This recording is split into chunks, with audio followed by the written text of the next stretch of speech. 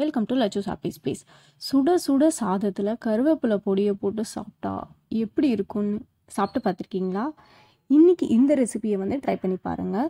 Taste வேறு லெவலில் இருக்கும். இது வந்து இட்லி, தோசை, சாப்பாடு எல்லாத்துக்குமே வந்து நல்லாவே செட் ஆகும். நீங்கள் வந்து நல்லெண்ணெய் இல்லைனா நெய் கூட நீங்கள் வந்து சேர்த்து சாப்பிடலாம். இல்லை வெறும் நெய் கூட வந்து சாப்பாட்டில் அப்படியே கூட கலந்து சாப்பிட்லாம். ஸோ இது எப்படி பண்ணலான்னு பார்த்துடலாம். ஒரு கடாய் வச்சுக்கோங்க. கடாய் நல்லா சூடானதுக்கப்புறமா ஒரு 2 டேபிள் ஸ்பூன் போல் சீரகம் வந்து சேர்த்துக்கோங்க. சீரகம் நல்லா வந்து வறுபடணும். நல்லா அது வறுபட்டதுக்கப்புறமா வந்து நல்ல ஒரு அரோமா வந்து அதுலேருந்து வரும். ஸோ அதுக்கப்புறமா வந்து ஒரு பிளேட்டில் எடுத்து நீங்கள் ட்ரான்ஸ்ஃபர் பண்ணிக்கலாம். 50 கிராம் போல் தனியா வந்து சேர்த்துக்கலாம். தனியா வந்து நிறையவும் சேர்க்க வேண்டாம், அது ஓவர் ஃப்ளேவர் வந்து கொடுத்துரும். அப்போ உங்களுக்கு வந்து அந்த பொடியோட டேஸ்ட்டே வந்து மாறிடும். ஸோ 50 கிராமுக்கு மேலே போட வேண்டாம். 30லேருந்து 50 கிராம் வரைக்கும் நீங்கள் சேர்த்துக்கலாம். நான் வந்து 50 கிராம் தான் சேர்த்துருக்கேன். நல்லா வந்து வறுத்ததுக்கப்புறம் பிளேட்டில் வந்து ட்ரான்ஸ்ஃபர் பண்ணிக்கலாம். எல்லாமே தனித்தனியாக வந்து வறுத்து எடுத்துக்கணும். நான் ஒரு 100 கிராம் அளவுக்கு கருவேப்பிலை வந்து நல்லா வந்து காய வச்சு எடுத்து வச்சுருக்கேன். சன்ட்ரை பண்ணலை, நல்லா வந்து நிழலையே வந்து காய வச்சு எடுத்துக்கோங்க. அதை வாஷ் பண்ணிவிட்டு ஒரு நல்ல ஒரு ட்ரையான கிளாத்தில் நல்லா அதை வந்து காய வச்சுட்டு அதுக்கப்புறமா ஒரு ஓரமாக நிழலில் வந்து காய வச்சுக்கோங்க. ஒரு வாரத்தில் நல்லா இந்த மாதிரி காஞ்சிரும். இந்த மாதிரி காஞ்சதுக்கப்புறமா நல்லா வந்து நீங்கள் அதுக்கப்புறமா வந்து பொடி பண்ணிங்கன்னா உங்களுக்கு பொடி வந்து ஒரு 2 மாதம் கூட வெளியிலேயே வச்சு நீங்கள் அதை வந்து யூஸ் பண்ணிக்கலாம். இது நல்லா வந்து கடாயில் போட்டு ரோஸ்ட் பண்ணி எடுத்துக்கோங்க. நல்லா இதை வந்து எடுத்து பார்த்தா இந்த மாதிரி அது உடையணும். இந்த மாதிரி உடஞ்சா அதுக்கப்புறமா நீங்கள் அந்த பிளேட்டில் வந்து நீங்கள் ட்ரான்ஸ்ஃபர் பண்ணிக்கலாம். இந்த மாதிரி நான் 2 பேட்சாக வந்து கருவேப்பிலையை வந்து வறுத்து எடுத்து வச்சுருக்கேன். ஒரே பேட்சாக வந்து உங்களால் வறுக்க முடியாது, அதனால் நான் 2 பேட்சாக வந்து வறுத்து எடுத்துருக்கேன். இதுக்கப்புறமா புளியங்காய் இலை வந்து உங்களுக்கு கிடச்சாக்கா அதையும் நல்லா வந்து நிழலை காய வச்சு ஒரு 30 கிராம் அளவுக்கு வந்து புளியங்காய் இலையை வந்து நம்ம சேர்த்துக்கலாம். உங்ககிட்ட புளியங்காய் இலை இல்லை அப்படின்னு நீங்கள் வந்து ஃபீல் பண்ணிங்கன்னா அதுக்கு பதிலாக ஒரு சின்ன லெமன் சைஸ் அளவுக்கு வந்து புளியை வந்து நீங்கள் நல்லா வந்து வறுத்து அதுக்கப்புறமா அந்த புளியும் வந்து நம்ம சேர்த்துக்கலாம்.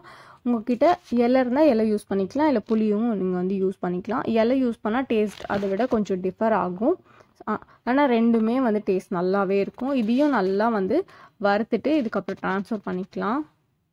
இது நல்லா வந்து ரோஸ்ட் ஆகிடுச்சு, இது ட்ரான்ஸ்ஃபர் பண்ணிடலாம். இந்த இலை வந்து பார்த்திங்கன்னா ரொம்ப வந்து இந்த துளிர் விட்ட இலையை வந்து பறிச்சுட்டு வந்து காய வைப்பாங்க. ஊருங்களில் கிராமத்துலலாம் இது வந்து ஈஸியாகவே வந்து அவைலபிளாக இருக்கும்.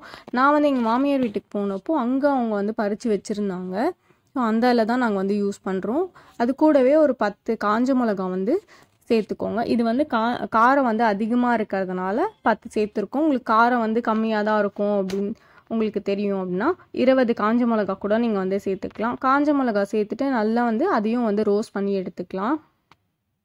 இப்போ வறுத்து வச்சுருக்க காஞ்ச மிளகா வந்து முதல்ல நம்ம மிக்சியில் வந்து சேர்த்துக்கலாம். காஞ்ச மிளகா இது கூடவே சில பொருளும் வந்து நம்ம சேர்க்க போகிறோம். எல்லாமே இதுக்கப்புறம் வந்து நல்லா வந்து பவுட்ரு பண்ணி எடுத்துக்க போகிறோம். இது கூடவே வந்து சீரகமோ தனியாவோ வந்து சேர்த்துக்கலாம். இப்போ இது 3த்தையும் சேர்த்துட்டு நல்லா வந்து கிரைண்ட் பண்ணி எடுத்துக்கணும். இதுக்கு தேவையான அளவுக்கு உப்பு வந்து சேர்த்துக்கலாம். நாங்கள் வந்து கல்லுப்பு தான் வந்து சேர்க்குறோம். இந்த மொத்த ரெசிபிக்கு தேவையான அளவுக்கு உப்பு வந்து சேர்த்துக்கோங்க. இப்போ வந்து நல்லா இதை கிரைண்ட் பண்ணி எடுத்துகிட்டு வந்தாச்சு. இந்த பொடியிலேயே கொஞ்சமாக வந்து கருவேப்பிலை இலை வந்து சேர்த்துக்கலாம். ஏன்னா இது ஒரு வாட்டி சேர்த்து நல்லா கிரைண்ட் பண்ணிட்டா ஈஸியாக வந்து அது மிக்ஸ் ஆகிடும். அதுக்காக தான் இதை சேர்த்துட்டு நல்லா வந்து கிரைண்ட் பண்ணி எடுத்துக்கோங்க. இப்போ நம்ம அரைச்சி வச்சுருக்க எல்லாத்தையுமே வந்து ஒரு பாத்திரத்தில் வந்து ட்ரான்ஸ்ஃபர் பண்ணிக்கலாம்.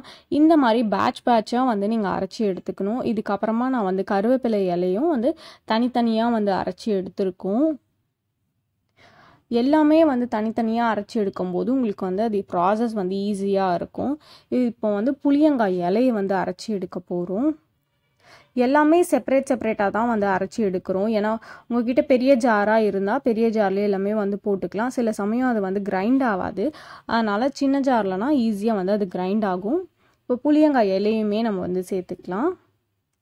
ரொம்ப ரொம்ப ஒரு டேஸ்டியான ஒரு ரெசிபி. உங்ககிட்ட வந்து வறுத்த வேர்க்கடலை இருந்தால் வறுத்த வேர்க்கடலை சேர்த்துக்கலாம். 250 கிராம் வந்து வேர்க்கடலை வந்து நான் சேர்த்துருக்கேன்.